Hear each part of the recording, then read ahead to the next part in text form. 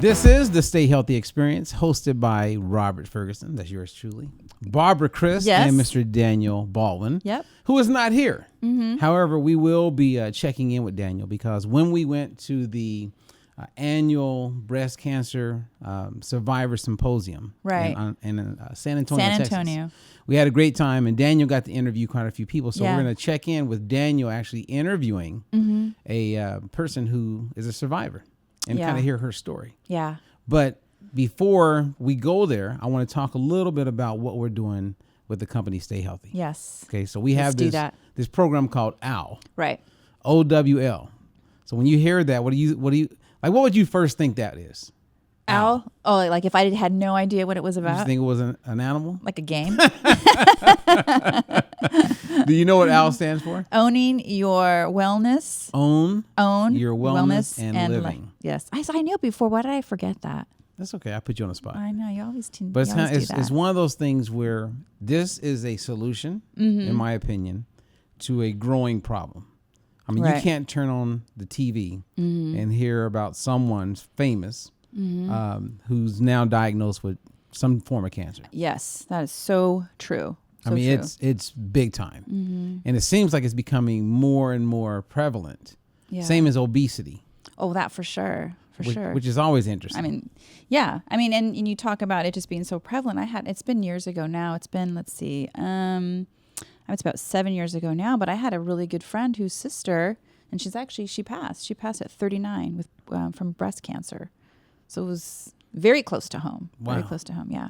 I mean, it's everywhere. I mean, and it seems like it's like, why would you think? I mean, what's your thought on why we're starting to hear about it more? Is it because of social media? Is it because there's more celebrities, being diagnosed? Well, I think it's a mixture of that. I think that we have access and easy access to so much information so quickly. I think that has a lot to do with it.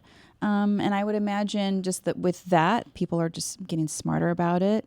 Maybe they're getting checked up more regularly. I think it all comes into play, but certainly social media and just the easy access to just worldwide news it's so simple for us to hear. Did you hear about Beyonce Knowles' dad has breast cancer? Oh yeah. Yeah. I don't know the details of it, but I did hear about that. I mean, that's crazy. It's showing up prostate, breast cancer. No one's exempt. And everybody's trying to figure out how to prevent it from happening. And then when people become diagnosed, they become extremely anal, which I'm going to say that from a positive standpoint. Right. About what they put into their body. Like what they're eating and all that. What they expose themselves to. But yet people continue to fall prey to cancer. So I don't think we're exempt at all.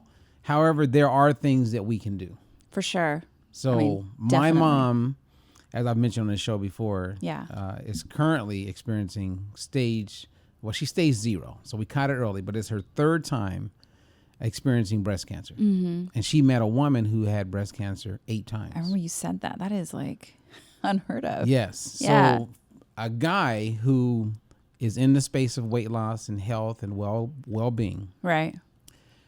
Having my mom experience breast cancer, I'm always thinking, what could she be doing to prevent recurrence of it? Right, yeah, of course. And my mom, if she was sitting here, would be the first to tell you that she got away from the things that were helping her live her healthiest life. She got away from them? Right. So after experiencing breast cancer the second time, of course, she comes out of it. You're thinking eat as healthy as possible, be active, do all these things. Right. But you're battling with depression. You're battling with, concerns. Yeah. I mean, there's a lot going on when you're experiencing something like that. But my mom had a relatively pretty healthy life. At one point she lost 125 pounds. That's amazing. With our program. Yeah. But then that weight came back on. Fast forward, my mom started gaining some weight. Lifestyle, she wasn't exercising anymore. She got away from the things that Al would recommend you do. That you continue doing. To prevent recurrence. Yeah. You with me? Oh, yeah. So when I sent over the study to you and Daniel, I'm just going to read some of the study here. Yeah, it is amazing. And this is a study where the title basically says, large study links sustained weight loss to reduced breast cancer risk. Yeah. Okay. Now, there's one thing to lose the weight. Mm-hmm. It's another thing to gain it back. Oh, right. Because every time you lose weight and gain it back, especially when you're not doing it correctly, right, you increase your body fat percentage, which means you have more excess fat. Right. And you lower your lean mass. Yeah. Like your muscle. Mm-hmm. And there's an association between a loss of muscle mass, right, and increased risk of cancer. So all that yo-yoing up and down, it doesn't help anybody. Yeah. And nobody really talks about this. Right. Well, a lot of times they don't know the difference. Well, as far as like the body composition's concerned, or their body composition's concerned. No, most people have no idea about that, which I want to talk about a little bit. Mm-hmm. So the summary of this article or this study is a large new study finds that women who lost weight after age 50 and kept it off had a lower risk of breast cancer than women whose weight remained stable. That was helping answer a vexing question in cancer prevention. It was an amazing study. The results are just... Well, so think about it. My mom experienced breast cancer after the age of 50. Okay. She wasn't being as active. So everything that they're saying, it increases your likeliness of recurrence. Right. Or coming down with breast cancer. Right. So, because a lot of people say, well, I know someone who lived to be 105 and they smoked a cigar every day and they ate whatever they want. Yep. And they ate meat and bacon and put salt on everything. Exactly. And they were good. Well, it's interesting when I sit down with, Dr. Collin, our lead researcher and scientist and medical physician on staff at Stayhealthy. Yeah. He's real quick to say, look, there are things that we can do to reduce the likeliness of being diagnosed or attracting cancer.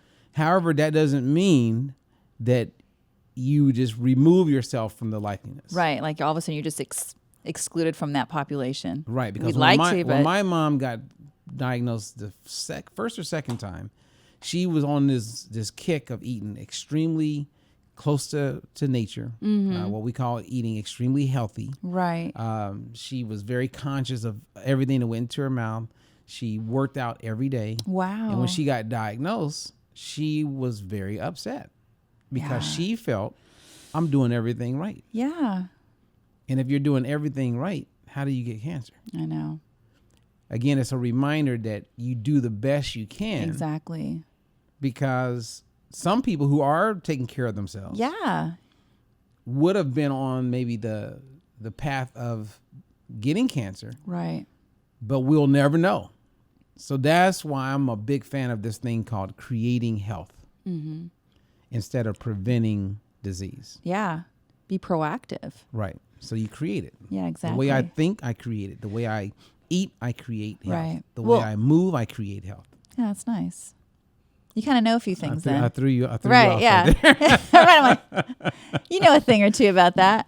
No, I mean, when I read that study, what I thought of, which was, I think I can use also with my clients, is I took it as hope for people because it talks about after the age of 50. Because I think a lot of times people think that, if you're 50 and beyond, like, oh, you know what, that there's really no difference if I try to lose weight now, like, I'm so much older than maybe if I did this 20, 30 years ago, it would have made a difference.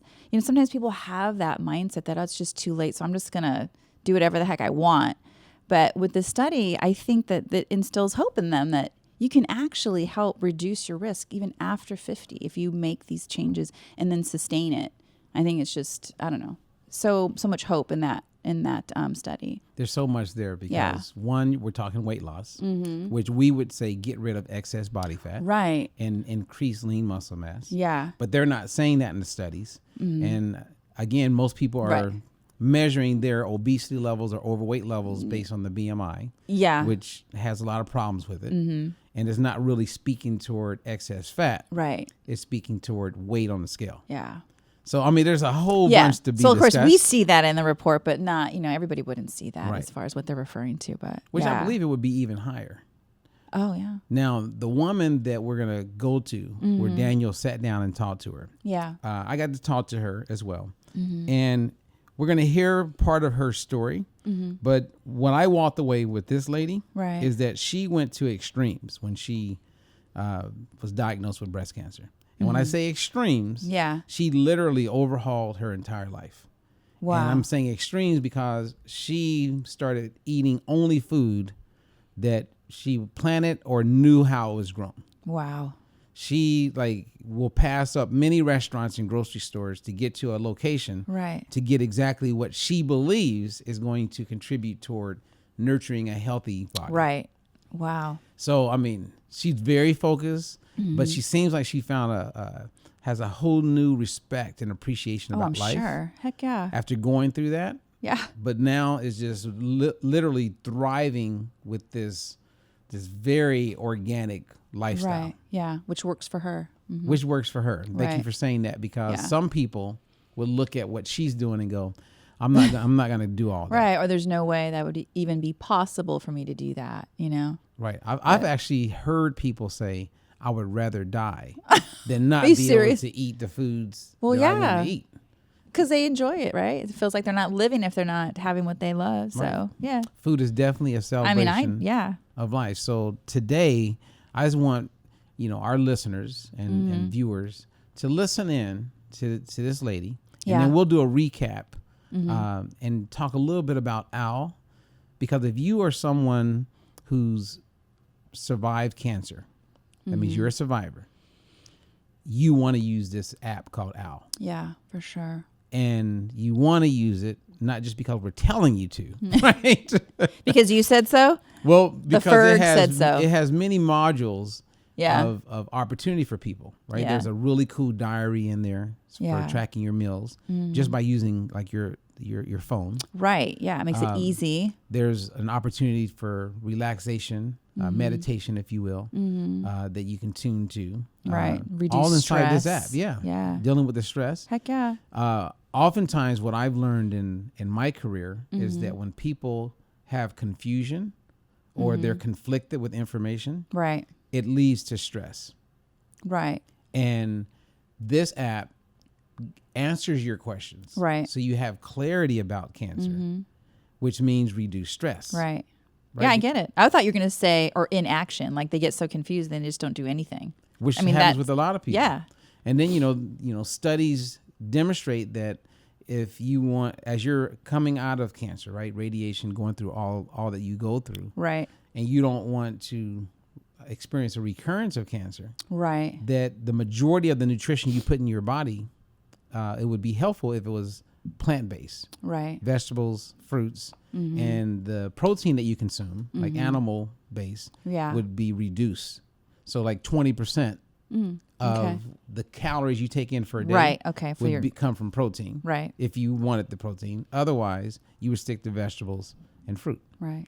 And to teach people how to eat that way, I love, but a lot of people don't know how to eat that way. Well, yeah, it's so foreign to them. I mean, it's one thing you go into your oncologist and they're not a nutritionist, but they go, oh, you should go see the nutritionist. Right. And then if you go see the nutritionist or you get information from the oncologist, right, what they're doing is they're saying, well, just go 20% and then like, meat what the heck does that 80% mean? 80% vegetables and protein. And, right. Like, what the hell fruit. does that mean? Exactly. And then right. And what would a meal look like? They don't know. And so we're there. Guessing. Yes. And so we're there to help people with that. Exactly. Like I said, so they just get confused, or they can be confused and then just forget it. I'll just do what I was doing anyway, because I don't know what that means. Well, and then once you recover from, chemo and depression and all the challenges you go through after, making it through that stage of cancer. Yeah. And hopefully it's in remission. You forget. You kind of and you turn go back around. It's the same in weight loss, man. Oh, for sure. You just go back to doing what you were doing. Yeah, you get a little bit away from that heavier side, and get a little closer to your goal weight. Then all of a sudden, like you said, a lot of those good, healthy habits, you start dropping them off. Like, I don't need to do it as much anymore. I don't have to worry about that anymore. And I would say you've heard me say this many times, and that is when people, like when you talk to your clients and you say, so why do you want to lose this weight? Why do you want to get healthier? Yeah. And if they say, well, for my grandkids, then I come back and say, that's not a strong why, because right now you have full access to your grandkids. Yeah. So you're talking about something that's not even real. Right. The same as if I said, so why do you want to lose weight? Why do you want to get healthier? And a person says, well, because I just want to feel better. And I go, so do you feel horrible at this very moment? Right. And well, I don't feel horrible. Well, so it's not strong enough. No. It's not a strong enough reason. It's almost like they literally, in whatever area that's bothering them the most, it almost has to be their rock bottom for them to really feel like they have to do something, that they're compelled to do something different. Here's a saying that I have. What's that? If you are moved because of being rock bottom, you may stay on the bottom.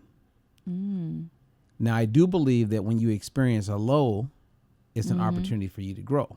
Yeah. Oh. So all of that being said is when I watched my mom get 3 stents placed in her arteries. Yeah. When she was going through the pain of that and the discomfort and lying on that bed thinking that she was going to die. Yeah. In her mind, she had made a decision. I am never eating anything deep fried. I am going to live and be the healthiest person I can be because you're in pain. Oh yeah, you're suffering. And people want pleasure, right? Yep. So I'm going to run from pain. I'm going to make decisions because of the pain. But then once I no longer have the pain, the decisions, they're not the same. Yeah. Or just with less conviction, right? You're just like, well, it's all right. Well, they don't even do anything. Yeah. Because if someone says, hey, you're going to die unless you eat 20% protein and 80% fruits and vegetables. Right. As soon as you go 21% meat, you're going to die. Right. So you'd be damn sure it'd be 20% right on. Oh, you're going to be right on target. You're not going to go past 19%. True. A little safety cushion right there. Hell because that's real. And for a lot of people, it's real when they find out they have cancer. Yeah. It's real when they're showing up for chemo and radiation. Yeah. It's real when they're down and they can't do much and they need a lot of help from people. Right. But then is it still real 6 months, a year later, when you wake up and you feel good? There's no radiation. Everything's good. I have a partner in my life. Everything I'm eating, we're going on trips, vacation, everything's back. Am I still going to keep it 20% meat and 80% vegetables and fruit? Now that is the question. That's the question. Well, for this lady that we're going to go to now, she made a decision. Yeah. And she's definitely living it out. And I don't see any change. Yeah, it's awesome. So let's take a look. Okay. So Shari, tell us, what is your affiliation with Stay Healthy? Why are you here? I am here because I have a dear friend that used to live down the road from me, and I watched her progress along the years, the last 6 years or so, moving towards building this app. And I was very encouraged because I myself am a 4th stage breast cancer survivor. Wow. And I felt very empowered by what she was doing, even though I didn't completely understand it at the time. I didn't know the impact, and therefore I just was always encouraged and listened to her story. And as she progressed over the years, she finally said, I'm coming to fruition with this, we're going to launch it. We've grown out of infancy, we are ready to put it into the real world use for people like myself. And I decided that I wanted to be a part of it at some point. Whatever I can do to help, to promote, to do, to encourage, to inspire, to, just probe it forward as I can. My connections, people I know, people I've talked to about my surviving and what it's taken to get there. Wow. So that's really intriguing. The obvious question for me, if you don't mind my asking, is tell us about your experience with cancer then. Well, in a little nutshell, I was diagnosed after being misdiagnosed for a year with 4th stage breast cancer, and I had been devastated. How did you find out? Well, I found out because about 6 months prior, I had found a lump, and I went to my OBG, and she said, oh, I was in the best shape of my life. I was toned. I worked out. She goes, Shari, you are just in really good shape. She goes, it's muscle. So I went for the mammogram. It came back abnormal. She said, go in, do it again. So I went back on in, and I did it again, and it came back, they diagnosed it as muscle. So I didn't give much thought to it. I went about my business, what I was doing in my life, working, and I just delved into it and didn't, I was super healthy, super fit, ate super well. And about 3 months later, I felt that same lump area, and I got my husband involved. I go, does that feel like a lump to you? And he goes, yeah, it feels like a lump. So I called my OBG, and she said, go in for another mammogram, even though I wasn't able through my insurance at the time to do it. So I went on in, we got another mammogram, it came back abnormal again. My OBG said, you're so fit, I know you so well, I've known you we grew up together. She goes, it's just muscle. And so I was like, okay, I don't. I'm not a doctor. Gosh, that's scary. It's super scary. And I did not know that. I didn't know what was what. I mean, I literally had no issues all my life until I was 46. And then I got this, and I was like, what's that? So she's like, no problems. So I'm like, okay. So we took a holiday to England, came back, and then I felt it was as big as a golf ball. And So it had progressed. It had progressed. So I told my husband, I said, I'm going in again. And at this time, she said, well, let's watch it for a couple weeks because you're super healthy. So I went about what I was doing, which was grant funding in Austin. And I came back for the biopsy. She said, well, try to biopsy it, get a needle, About time. Right, about time. A year later. And so they tried to biopsy. It was hard as a rock. They could not get a needle to penetrate to get a biopsy of the tumor.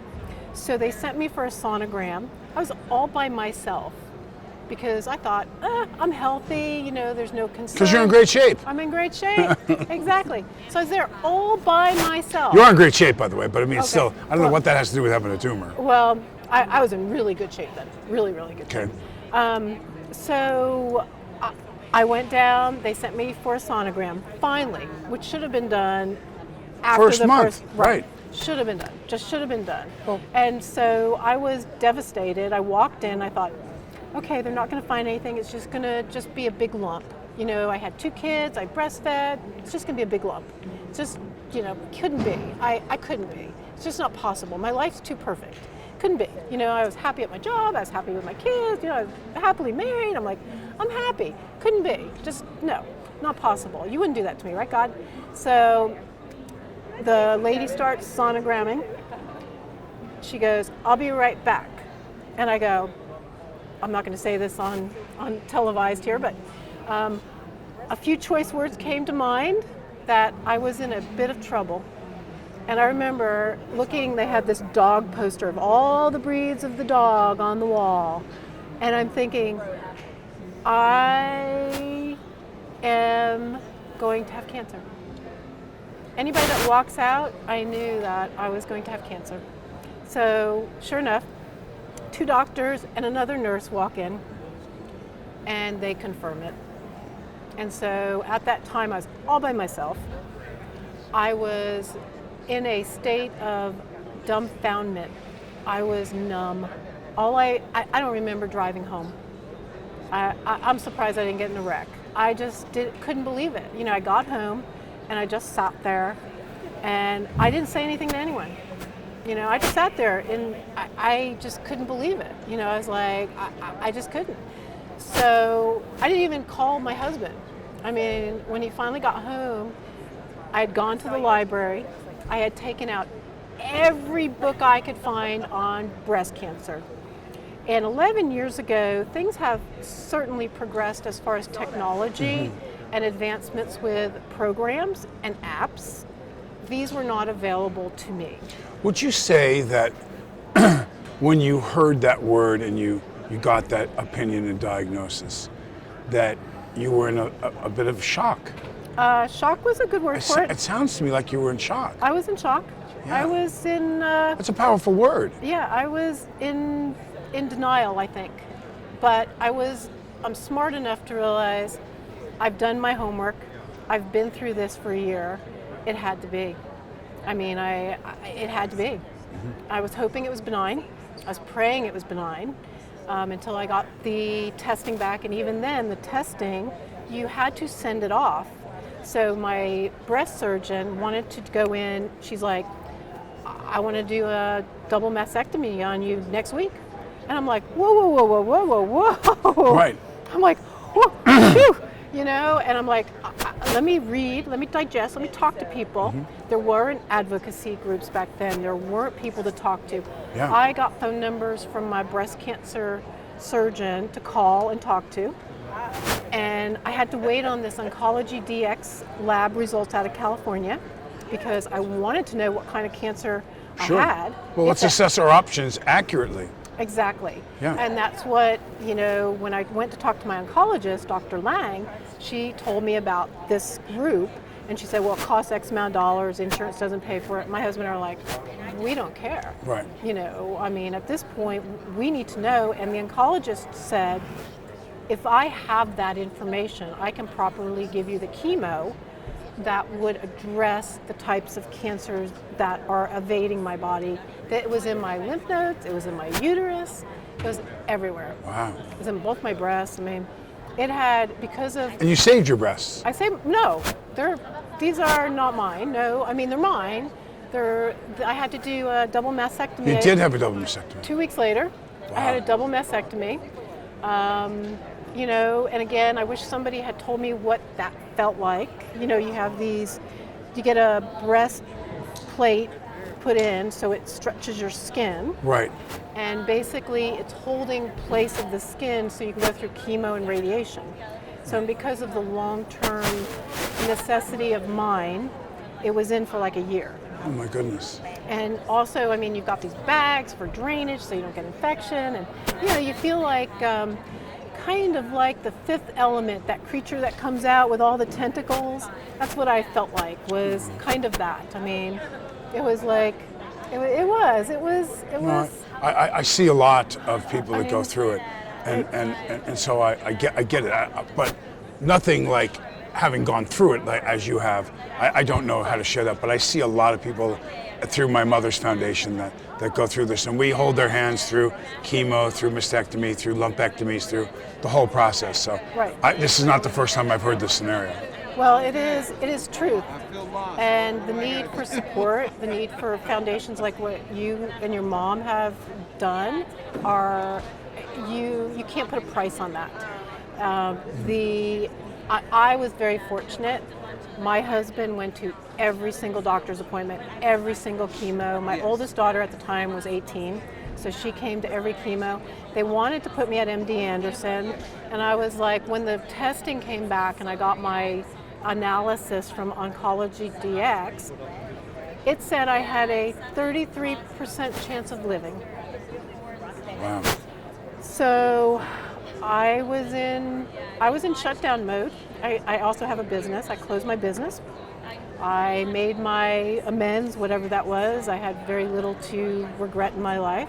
That's good. You know, I just, you getting ready for the possibility of taking another journey. I was.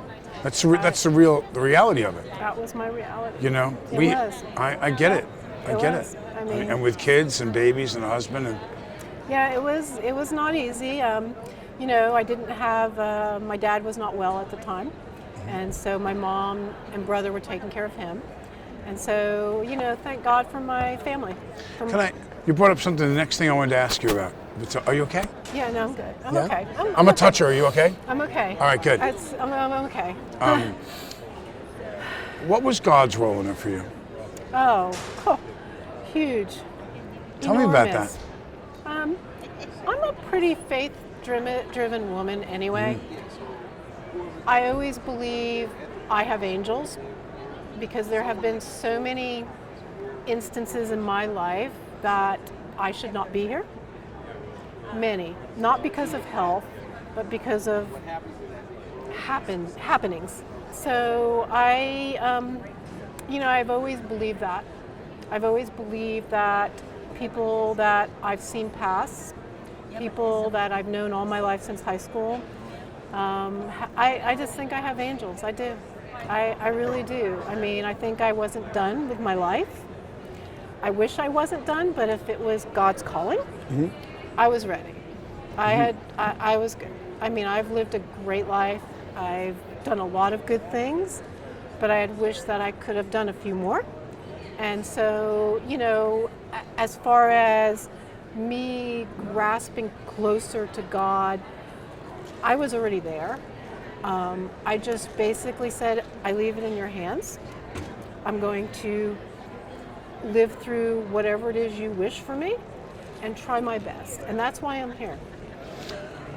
You know, interesting enough, you say that. I asked you the question about God because I look at my own personal path in my addiction where I'm very active in helping other people. And I wondered, I thought, why did God want me to go through this? Exactly. Well, when I talk about it from experience. When I speak to a young addict in this heroin epidemic that's going on in our country right now, I speak from experience about drug addiction. And I wonder if part of this now, where you are now, you needed to go through this to be that person that helps others now, because you know what it feels like. Did you ever look at that way? Right. Yes. Yeah. I believe you're 100% I can correct. see it in your whole... Yeah. I mean, I believe with what I was doing, and it's a whole nother story, but I had taken a whole change of my whole life and decided I wanted to help. So I took a position with a company helping children. Totally went out of my higher end profession and just felt like it was my calling. And that's what I chose to do till I resigned and went back into what I love, which was, you know, making custom jewelry. And so, you know, my family supported me. You know, we just felt like I needed to follow through with it, but I took that position, and the help and work I did with Title I schools and seeing the underprivileged and seeing children that don't have money for lunch and seeing families that don't have money for the holidays and just seeing how they struggle and what that looks like when they truly want to get out of it. Yeah. You know, so I always was a big advocate. I mean, I worked with Girl Start, I worked anything that helped. I worked with a math program. It was an educational program I created out of Teaks and Tacks, and it was a wonderful program, wonderful. And it went into the state budget and hopefully has been, you know, rolled out to all the other schools. I got it all approved through Title I and Teaks and Tacks and aligned it for everything. And, you know, took kids, you go into gamings, you go into a gaming room like at Gaddy Towns or Dave & Buster's, and you teach them math through gaming. So I feel like that was a calling, and my experience watching these kids and having them come up to me and say, you know, 5-10 years later, Miss Sheldon, I remember when we were in your class and you had the magicians and we went in the game room and you made such an impact on my life. I think it was the beginning of my journey.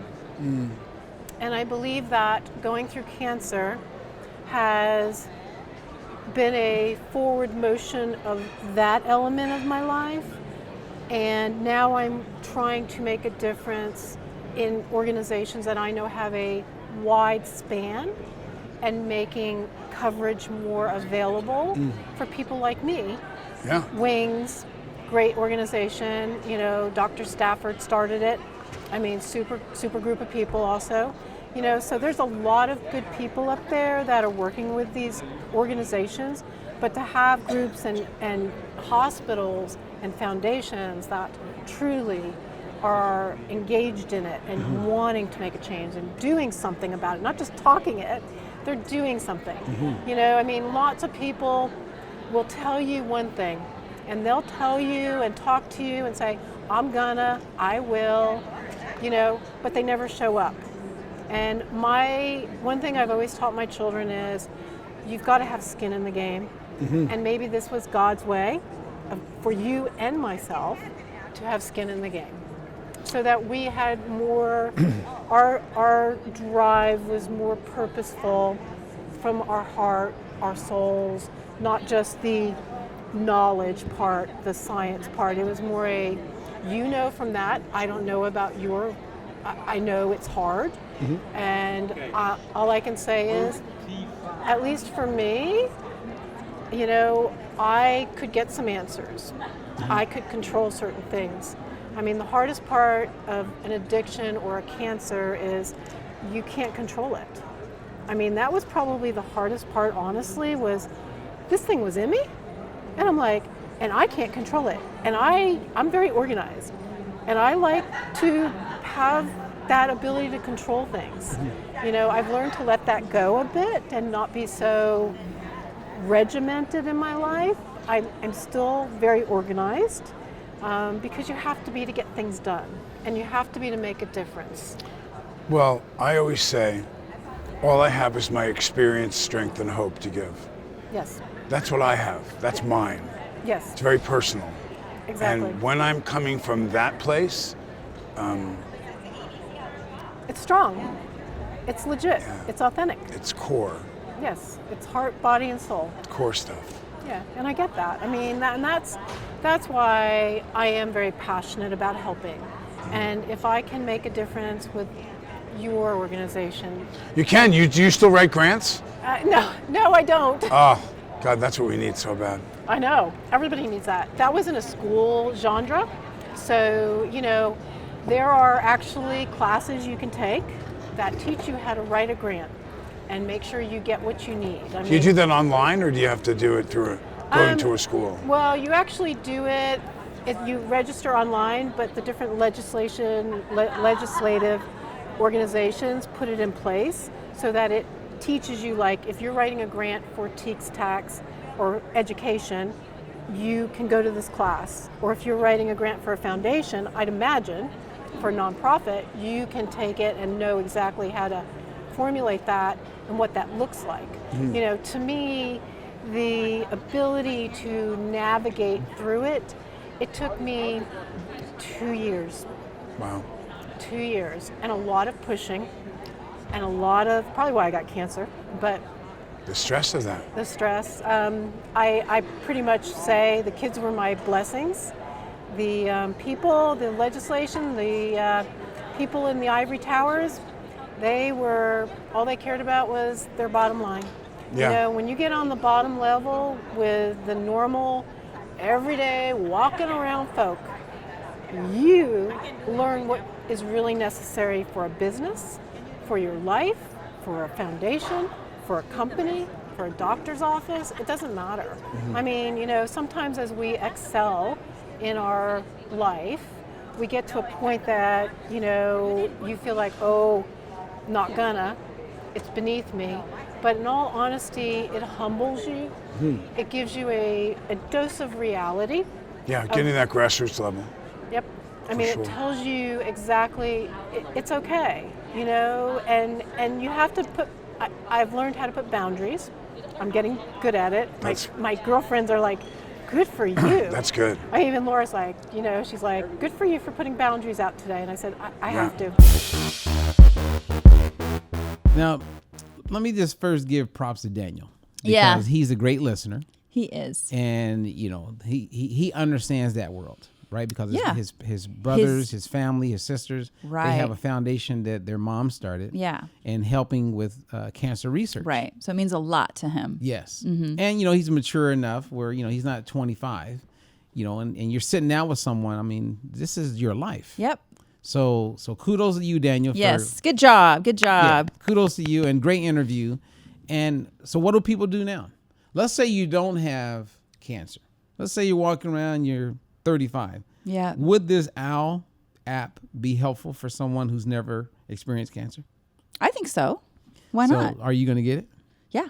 Okay. And I'm 35 too. Well, you know, and so the thing that I want to share with people to help survivors is exercise. Yeah. So I want to talk a little bit about exercise. Okay. Because that's one of the things that will 100% help a person. Right. Not just help reduce the likeliness of cancer coming back. Right. But will help them with mood, with energy. Heck yeah. Etc. And when I say exercise, not all exercise is created equal. Do you know what I mean by that? Well, yeah. I'm thinking you're trying to say that there's some exercises that provide more benefit than others? Yes. So, I give this analogy quite a bit, right? So when I used to work with professional boxers, and we would be exercising, right, to get in shape, to be able to walk on this pay-per-view HBO Showtime and win, get results. And my job was to help them be physically in shape, right, condition, but at the same time get them down to a certain weight, right. And so I know the value of when they lose weight, making sure the majority of the weight loss is fat weight, right, and not lean muscle weight. Exactly. Because of his lean muscle weight, then that's going to tap into how strong they're going to be the night of the fight, and all of those things, right? Exactly. So to give an example of where I'm going with this, there's two, I guess, categories of exercise. Okay. You have weight-bearing exercise, and you have non-weight bearing. Right. Are you familiar with the two? I am. Okay, so give us some examples of weight-bearing exercises. So things that you're basically holding up your body. So running, walking, right, treadmill. Because if you're running, right, there's no chair holding you up. It's your muscles, your skeletal system holding everything up that is keeping you standing. Right. So that's weight bearing. Weight bearing. Got it. So give us examples of give us 3 examples of non weight bearing. What about like swimming? Right, because the water for the most part is holding you up. Maybe something like a bike. A bike when you're sitting on a bike. Yeah, like the recumbent or even any bike. The Peloton. Yeah. There are times where people stand up on the bike. Right. But still you're holding yourself up. Right. But the bike is also holding you up. Right. It's providing that support. And I guess another one, maybe like a rowing machine or something like that. Rowing machine. Yeah. Yep. Because the rower is holding you. So you're working. Yeah. I mean, it's a great workout. It's just not that load bearing. Right. And so you will have some people say, well, when I'm swimming, I feel resistance. Yes. Oh, heck yeah. There's resistance in everything. Yeah. I mean, Newton's law tells us there's resistance in everything. But here's the difference and why I'm bringing it up. All right. Weight-bearing activity tends to burn more calories and helps with getting rid of fat more effectively than non-weight bearing. Right. I like you added that effectively. Yes. So we're talking about maximizing. Exactly. So when I'm working with those boxers and we only have 1 hour to get in our exercise, right, I know that we got to get rid of some body fat and time is of the essence because if they don't make the weight, they could lose their title belt. They could be fined $250,000 like per pound. Money, right? Yeah. So money, prestige, recognition, all that goes out the window. Yeah. If we don't make the weight. So I'm making decisions largely based on how do we get the most out of this training session? Yeah. And I'm going to go with weight bearing activity. Yeah. Compared to non-weight bearing. Right. Knowing all of that. Yeah. When it comes to like building that muscle, even as they get leaner, I'm going to have them do things that really test their strength. Their strength and their overall condition too. Yes, and we're going to exercise in a way to build lean muscle mass. Right. Instead of just exercising. Right. Well, the average person doesn't know this, Barbara. No. So unless they go and get with a professional trainer. Exactly. Who is actually knowledgeable. That too. Because a trainer oftentimes is not going to help you get the outcome that you specifically want. Right. They're going to do the things that entertain you. Think about that. That keep you coming back. It makes you laugh. Right. It makes it fun. Well, it makes it enjoyable. True. Well, it ain't always enjoyable. It's not. You got to put the work in. If you want the outcome you say you want. Yes. So for those of you who are wanting to prevent cancer or recurrence of cancer, my recommendation when it comes to exercise is yes, be active. You can do that on your own. Right. Like you can start walking. You can watch some videos. Yeah. But take the time and make time to meet with a certified personal trainer and tell them that you don't want to gain weight, but you want to increase your lean muscle mass. Exactly. And get rid of excess fat. Right.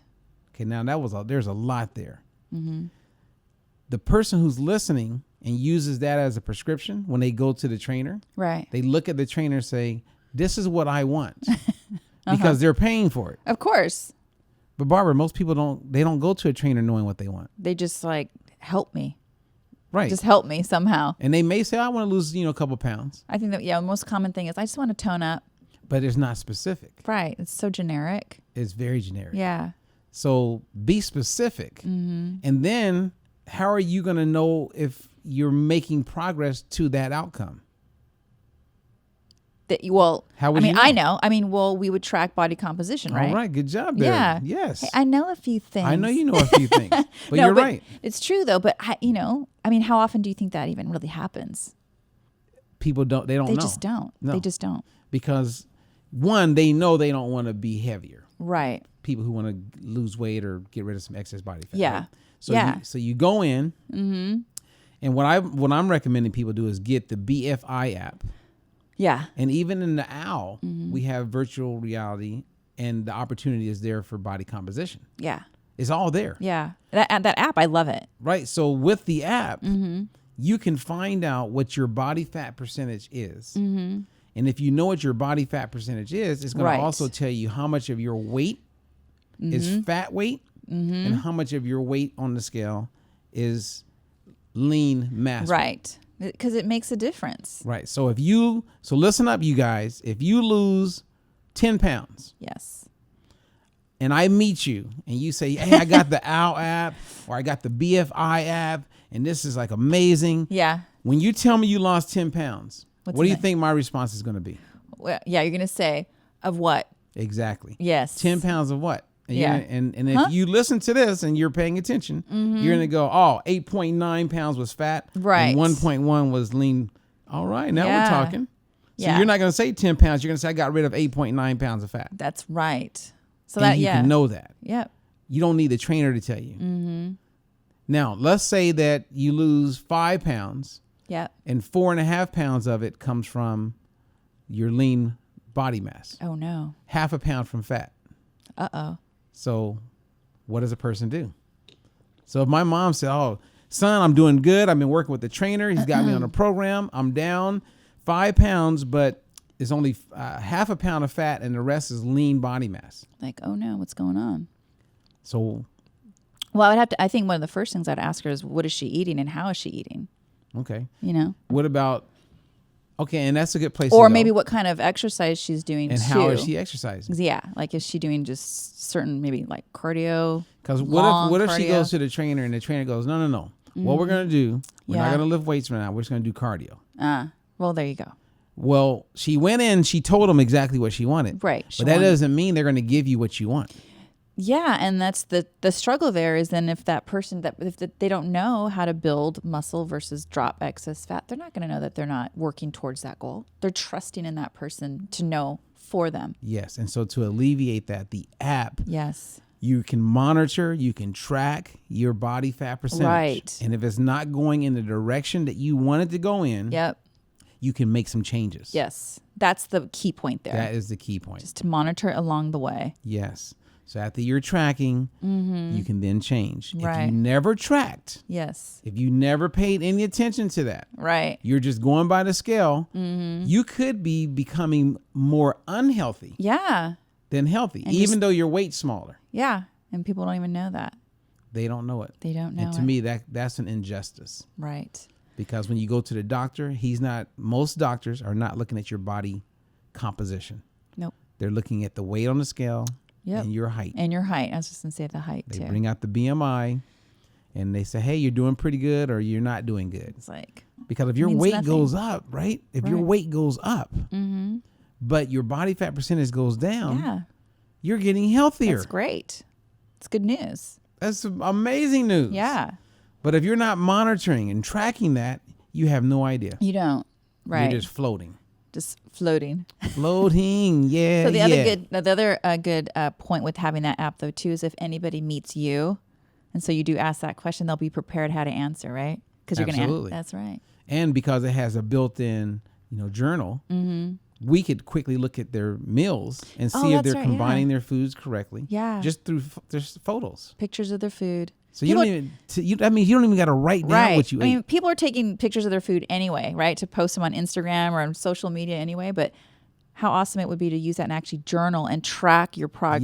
Yes. That's awesome. And it's all there. That is actually a really cool feature. Because I like that. we can see And I always tell people, they say, well, you want me to track my calories? No. Yeah. Don't really. We teach you portions. Yes. And then you learn how to combine your foods. And by combining them in the right way, which I can see, the picture is 1,000 words. Exactly. I so can if you're see. Like plates like this big versus, Right. Or you got like, bread with mashed potatoes, with mac and cheese, with rice. I mean, you're not following the methodology. Like you don't need to know the caloric count of each of those things to know that there needs some tweaks need to be made. The calories are taken care of just by sticking with the portions. Yeah, it's so much easier that way. So survivalship is real, you guys. And the take-home tip that I want to leave with everyone, and if I was talking to Shari, I would stress this to her. No matter what you're doing as far as growing your food in the garden, all the other positive things you're doing, mindfulness, thinking, meditation, all of that is great. Right. But if you're not looking at how to increase your lean mass, then you're not maximizing your potential to reduce the likeliness of first and recurrence of cancer. It's huge. Yeah. That's it. Yep. So personal trainers should be our best friends. For sure. Because we need them. We need them to train people on how to get the outcomes that we're talking about. Train them and inform them, why they're doing what they're doing, and the reason behind it, the rationale behind it. It's very important. Yes. To equip them with that. Yeah. Well, as always, thank you, Barbara. Of course. And of course, Daniel, we're sending you big cheers and appreciate you. And for all of you out there, stay healthy. Stay healthy. Hello, everyone. This is Robert Ferguson, and thank you for watching our show. Now, be sure to like, subscribe, and click on the bell so that you are notified whenever we upload new shows. Again, thank you for watching.